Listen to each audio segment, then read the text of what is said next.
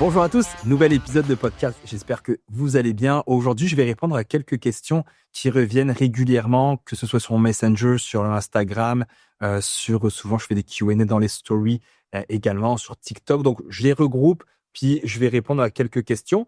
Donc, super bon épisode si vous voulez l'envoyer à quelqu'un également qui ne connaît pas la bourse ou qui a des questions. C'est quand même, il y a des trucs de plus de base.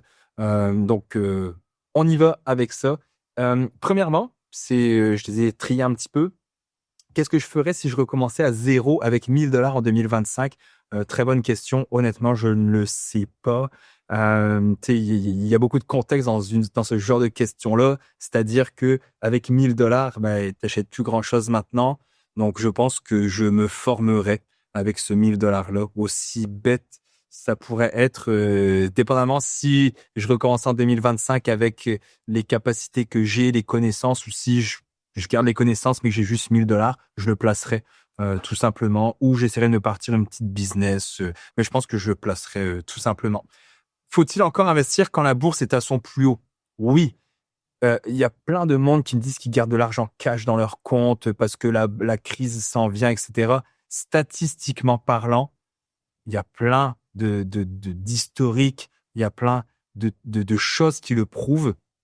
Même si la bourse est à un sommet, vous allez être plus gagnant d'investir long terme, et bien entendu, que d'attendre une chute de 5 ou 10%. Parce que, admettons, demain, ça chute de quelques pourcentages. Il est où le creux? Jusqu'à où ça va continuer à chuter? Donc, personnellement, je ne garde aucune liquidité qui n'est pas investie dans mon compte. Et dès que j'ai de l'argent, j'achète. Pourquoi? Parce que, au bout d'un certain temps, ça va lisser le prix. Donc, c'est pas moi, Simon, qui l'ai inventé, c'est des statistiques qui sont prouvées que même si la bourse est à son plus haut, eh bien, on devrait continuer d'investir puisque tout augmente de toute façon. L'inflation est là. Donc, si la bourse est à son plus haut, oui. À quel moment ça vaut la peine d'ouvrir un CELI App? Moi, j'y ai pas le droit du CELI App. Si vous êtes déjà propriétaire, vous n'y avez pas le droit puisque c'est le régime donc d'accès à la première propriété.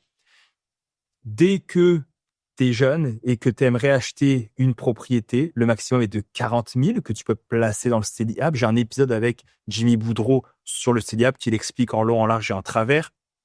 Donc, le CELI App, pour moi, c'est dès que tu es jeune, que tu veux ouvrir un type de compte, tu devrais comme faire un mix entre CELI App et CELI, dépendamment si ton CELI App, c'est très proche et que tu dis, moi, je vais acheter une maison dans les 4 prochaines années, 5 prochaines années. Le CELI App est une bonne idée. En plus, on a un mix REER CELI, donc qui est très bien. Est-ce que j'investis en crypto? Oui, via un fonds qui s'appelle BTCC, qui est un fonds BlackRock qui suit le Bitcoin. Sinon, j'en ai pas d'autres. Je pourrais me former un peu plus, je pourrais me former davantage et de mettre un pourcentage de mon portefeuille dans certaines cryptos. Pour l'instant, je n'en vois pas oui, je pourrais faire beaucoup plus d'argent ou en perdre. Pour l'instant, je le fais pas puisque ma vie me convient actuellement de cette façon-là. Ensuite, on a quelle est la plus grosse erreur que j'ai fait avec mon argent? Très honnêtement, j'ai fait beaucoup de swing trading, mais toujours calculé, donc j'ai pas tant perdu d'argent.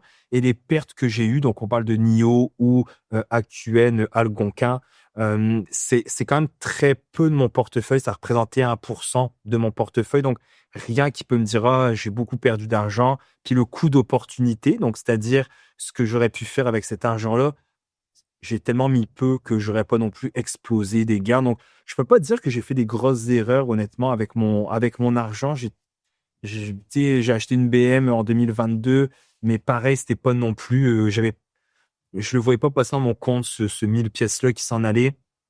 Donc, je peux pas dire que j'ai fait des très, très grosses erreurs avec ça. Est-ce que tu payes tes dettes avant d'investir? Alors, il y a beaucoup de facteurs à prendre en considération. Dans quoi tu investis? Quel est le rendement possible via tes investissements? Si j'investis dans des obligations, qui font du 1 ou 2%, puis que mon taux d'intérêt de ma dette est de 8%, tu sais, comme on l'a dit, un intérêt, tu vas le payer ton intérêt. Par contre, un rendement, c'est pas garanti. Un rendement, c'est espéré. Un intérêt, c'est pas mal garanti. Donc, est-ce que je devrais payer mes dettes ou investir? Moi, j'aime prendre l'habitude de dire aux gens de prendre l'habitude d'investir un petit montant, quelques dizaines de dollars par mois s'il le faut, et de payer leurs dettes. Par contre, si vous avez des dettes qui sont ultra pesantes avec des gros taux d'intérêt, écoutez, attendez un petit peu d'investir Soyez diligent sur votre dette de mettre le plus possible que vous pouvez pour diminuer le taux d'intérêt. Et après, il y a un petit barème qui dit que en dessous de 3%, je devrais investir. En dessous de 4%, je devrais investir. De 4 à 7%, c'est vraiment ça dépend. Donc, ça dépend justement quel est mon taux d'intérêt, quel est les rendements que je veux faire si j'investis en bourse, en immobilier ou peu importe. Puis on dit qu'au-dessus de 7%, t'es mieux de clairer tes dettes puisque, eh bien, justement, on l'a dit, l'intérêt il est garanti. Tu vas le payer ton intérêt, alors que le rendement, peut-être que l'année va être à moins 10, moins 20, peut-être que l'année va être à plus 10, plus 20. Ça, on ne le sait pas.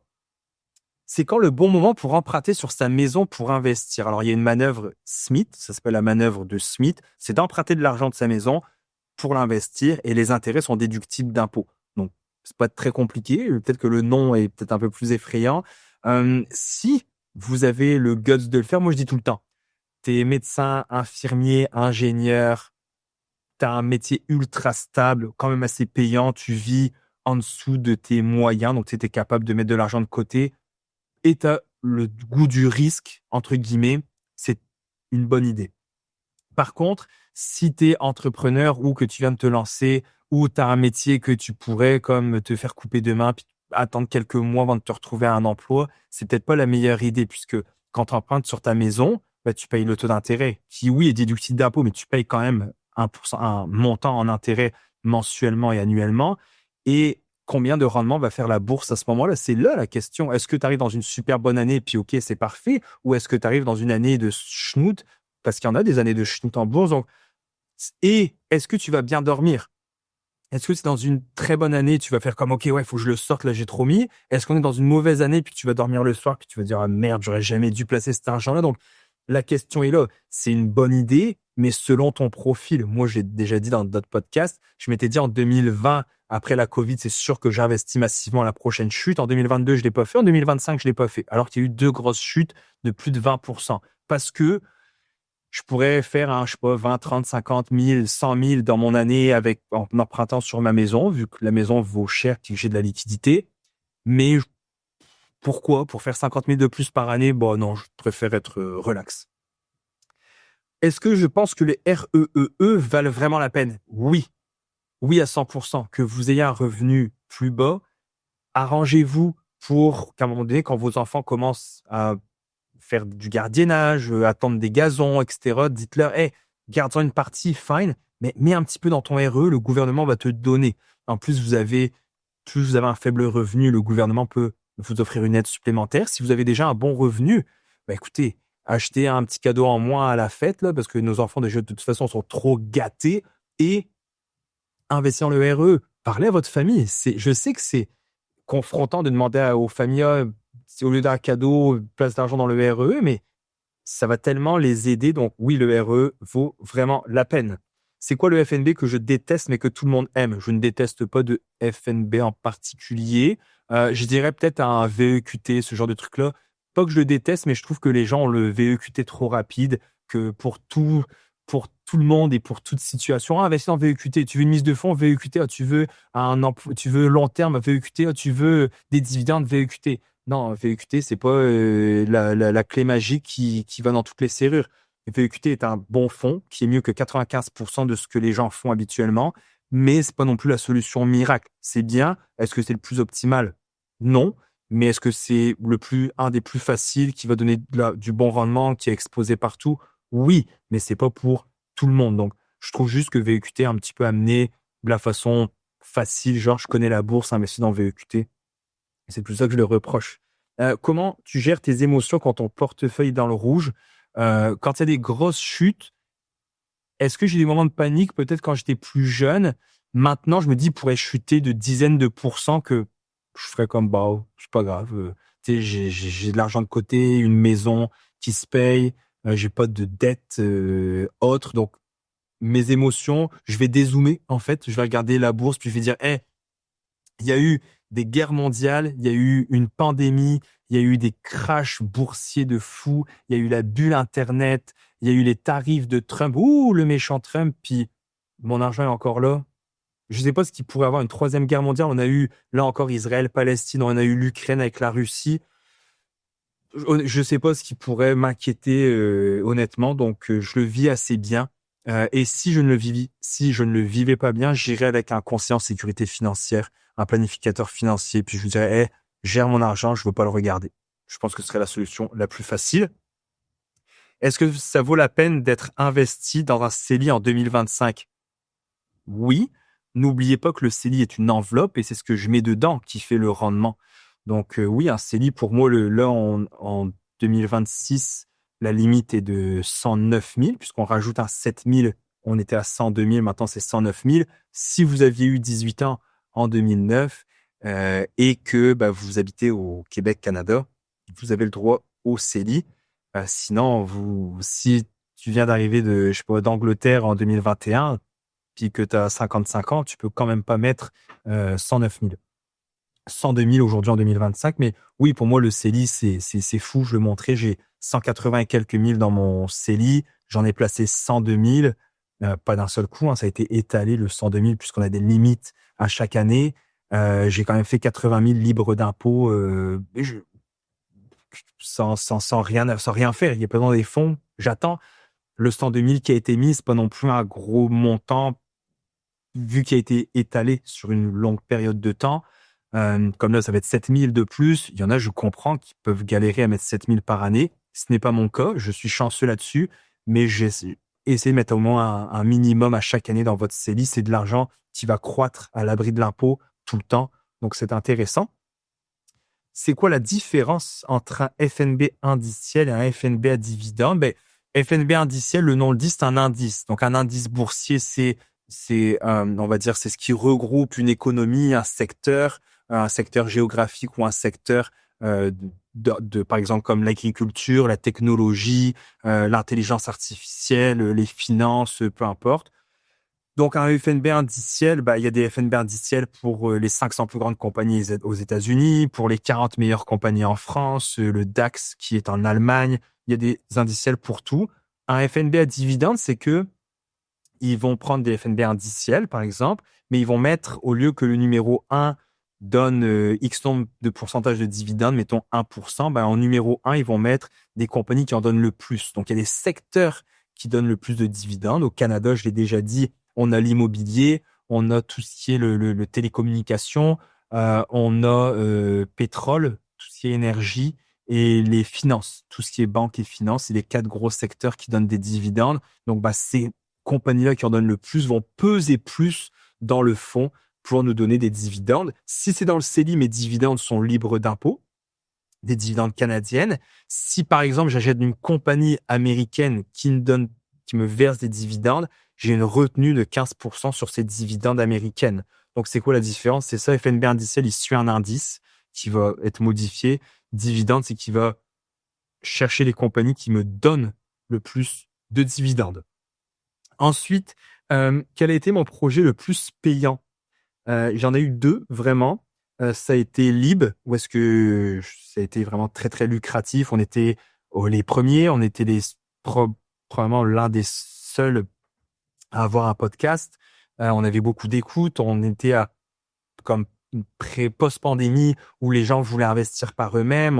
Donc, les étoiles étaient alignées. Donc, j'ai fait plusieurs centaines de milliers de dollars avec Lib, qui a été et très lucratif. C'était très payant.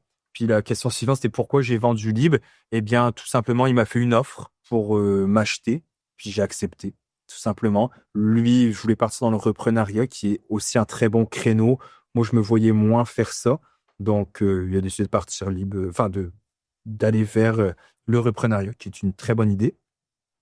Mon plus gros échec d'affaires, je pense que ce serait quoi mon plus gros échec? Les clubs de karaté, non, les trucs avec les chiens. J'ai parti ma compagnie de maître chien, qui a été très bien. Et puis, je me suis aperçu qu'en fait, c'est pas ça que je voulais faire, tout simplement. Donc, je faisais de la sécurité avec Darko, mon chien qui est décédé d'ailleurs. Et puis, je me suis aperçu qu'en fait, c'était les soirs et les fins de semaine, très peu payants, et que les gens au Québec, en France, il y a beaucoup de maîtres chiens, mais qu'au Québec, les gens n'étaient pas prêts encore à ça. On voit très peu de chiens d'intervention en sécurité. Donc, je me suis dit, l'effort que je fais pour faire ça, qu'en plus, ça me plaît plus ou moins, c'est très technique, mais admettons, normalement, un chien de sécurité, il doit faire des rondes de quelques minutes, après aller se reposer. Ici, au Québec, vu qu'ils connaissent pas ça, ils pensent que ton chien va faire le piqué pendant 8 heures, mais ça marche pas comme ça, malheureusement. Je pensais que j'avais lu toutes les questions, mais celle-là, je l'avais pas vue. Combien ça coûte de lancer un podcast en 2025? Pas grand-chose, honnêtement. Quelques dizaines de dollars par mois, ou tout au plus. Si vous voulez faire ça audio, c'est sur Zoom, puis le mettre sur YouTube, donc ça peut être gratuit.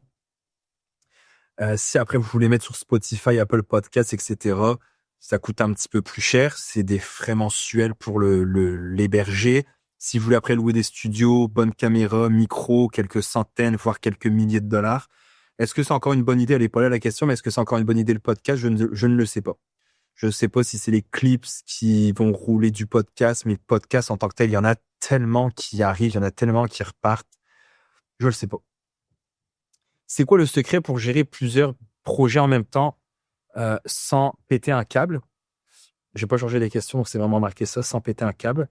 Le secret pour plusieurs, c'est de bien déléguer, si vous pouvez déléguer. Sinon, c'est d'être bien organisé, de vous fixer des échéanciers et d'utiliser des outils à votre disposition, que ce soit les trucs de montage vidéo comme Caption, CapCut, etc., que ce soit les chats GPT où vous pouvez créer des projets dans ChatGPT, que ce soit Canva pour votre infographie, que ce soit Notion pour vos projets, des to-do list, mettre dans vos agendas respectifs.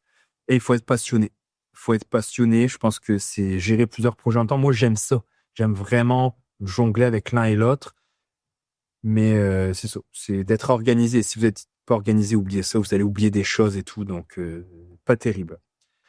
Qu'est-ce que tu délègues et qu'est-ce que tu refuses de déléguer? Je répondrai pas à cette question parce que je délègue quand même peu. Donc, je paye quelqu'un qui le fait, comme par exemple les montages vidéo, ce genre de trucs-là. Tu penses quoi des business en ligne qui vendent du rêve? Je pense que si vous m'écoutez, vous savez absolument que j'en fais pas un combat, mais presque, et c'est pour ça que je veux partager mes comptes, en tout cas une partie de mes comptes, parce que je trouve que maintenant, c'est facile de dire n'importe quoi, c'est facile d'inventer, de dire, j'ai fait X nombre de millions, j'ai fait X nombre de centaines de milliers de dollars, j'ai vendu tel business quand c'est faux. Je l'ai vu, moi, à l'époque, quand je suis arrivé plus jeune, ici de France, des Français qui arrivaient avec une expérience incroyable, qu'ils avaient entraîné des chiens du GIGN, donc le SWAT en France, qu'ils avaient entraîné les champions du monde de ceci, de Muay Thai, etc. Et puis, finalement, c'était de la bullshit, c'était juste un faux CV. Donc, j'aime, moi, valider que ce soit vrai. Et je pense que les business en ligne, il y a tellement de compétiteurs que les parts de marché sont de plus en plus petites pour y arriver. Est-ce que tu as déjà voulu tout lâcher? Ou si vous saviez, oui, plusieurs fois. Pourtant, je suis un battant et un jusqu'au boutiste, mais plusieurs fois, je me suis dit, si ça décolle pas, là, je vais juste fermer ça parce que je suis tanné, parce que je veux faire autre chose. Là, pour l'instant, les podcasts, les vidéos, ça me tente encore. Ça me tente moins qu'avant, mais ça me tente encore. Mais souvent, je me dis, bientôt, je vais faire mon épisode. Voici mon dernier podcast. J'y pense souvent. Pourquoi? Parce que je pense que les gens sont des preneurs. Ils veulent tout gratuit. C'est du temps qu'on passe à enregistrer des vidéos, c'est du temps qu'on passe à préparer, on se fait critiquer. Des fois, ça change rien. Des fois, c'est comme bon. Okay. Mais des fois, tu te dis, ouais, tout ça pour ça. Il y a des gens qui voient la valeur ajoutée. Il y a des gens qui se disent, il y a aucune valeur ajoutée, ou qui se disent, donne-moi les choses gratuitement. Ce qui ne me dérange pas. Mais des fois, je me dis, bon. Mais oui, souvent, j'ai voulu lâcher. Oui, souvent. Ensuite, c'est quoi une croyance que tu avais, que tu as complètement changé? J'ai pas réfléchi à cette question, malheureusement. Croyance que j'avais, que l'argent me rendrait heureux. Ouais, je pense que c'est une bonne croyance que j'avais. Que tous mes problèmes, ça j'ai déjà dit, que quand j'allais avoir ma BM, tous les problèmes allaient être réglés. Non, pas du tout. Donc, non. Est-ce que j'ai déjà eu le syndrome de l'imposteur? Oui, oui, c'est sûr. Comment je l'ai géré? Je me suis formé plus pour ne plus être imposteur, mais ça m'arrive des fois, un truc con, hein. Mais admettons, je suis allé pour acheter une business il y a 2 ans avec un autre de mes partenaires, et puis je me sentais pas à ma place du tout. Puis je sais pas pourquoi. Peut-être, je me sentais trop jeune. C'était que des plus vieux qui étaient là. Puis je me sentais vraiment jeune avec sans crédibilité.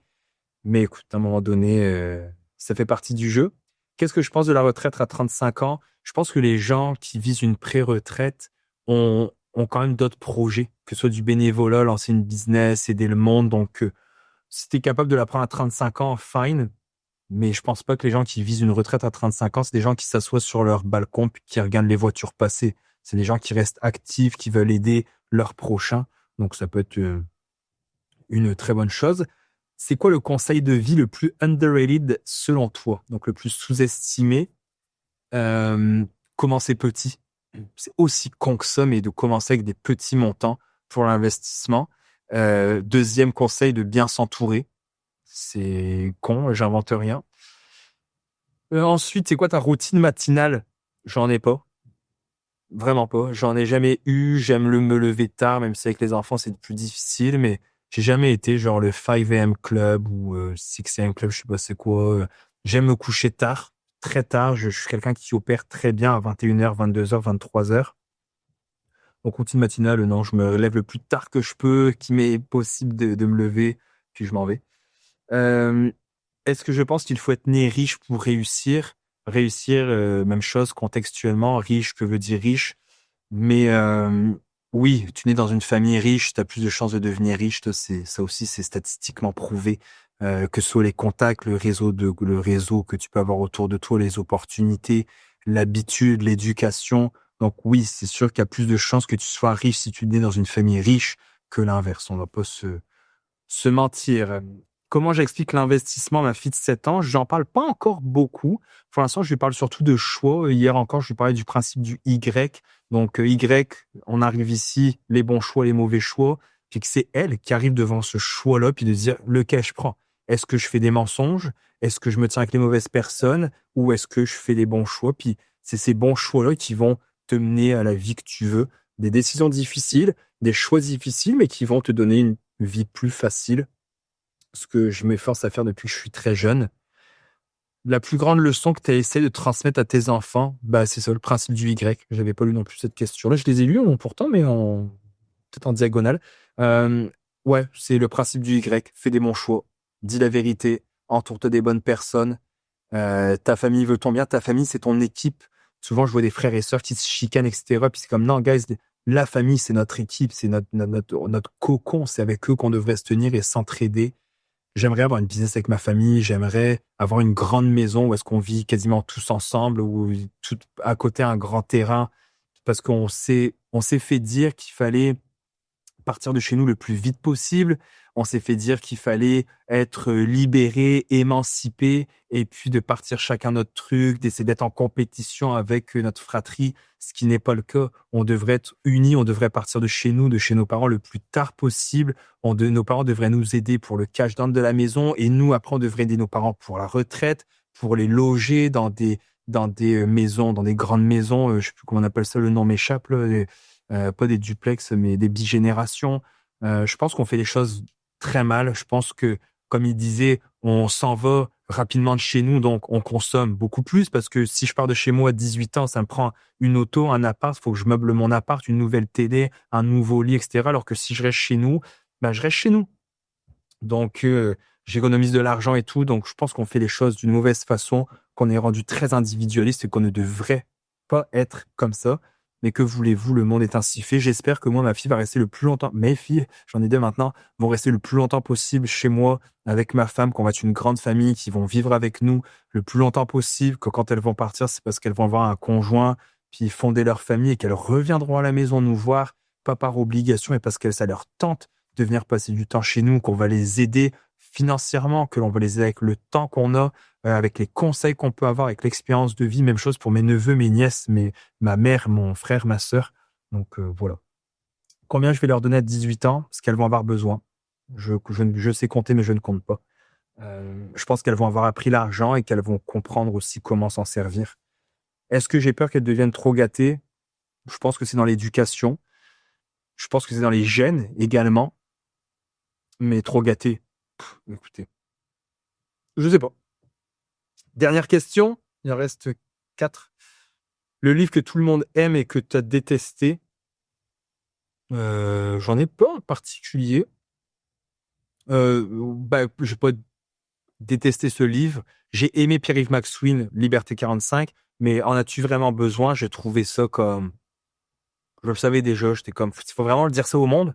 Faut vraiment que les gens lisent ça pour comprendre qu'ils ont pas besoin de s'acheter X nombre de trucs à chaque jour. Donc, mais je l'ai pas détesté.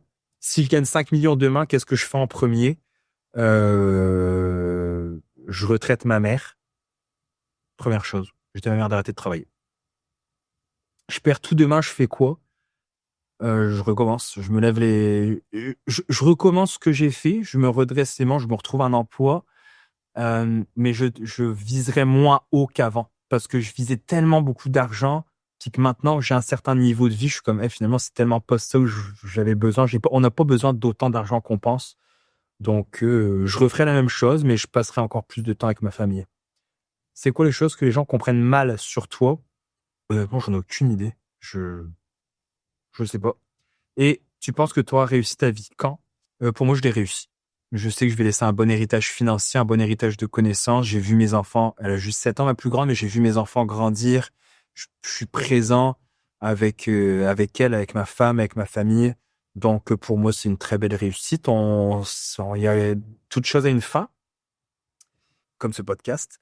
Mais je pense qu'à date, je peux mettre des petites cases de réussite sur pas mal de choses dans ma vie au niveau carrière, au niveau accomplissement, au niveau compréhension des trucs. J'ai compris que je voulais pas plus, j'ai compris que je voulais pas me tuer au travail, j'ai compris que la famille c'était important, j'ai compris que d'avoir une communauté c'est important. Donc, je pense que c'est une bonne réussite. Voilà. Je vous souhaite à tous une belle journée. Si vous avez des questions, n'hésitez pas. Ça fait un petit bout, je n'ai pas fait de Q&A dans mes stories, mais je vais en refaire un comme ça. J'aurai toujours du stock pour des prochaines choses. Et je vous souhaite une belle journée. À bientôt.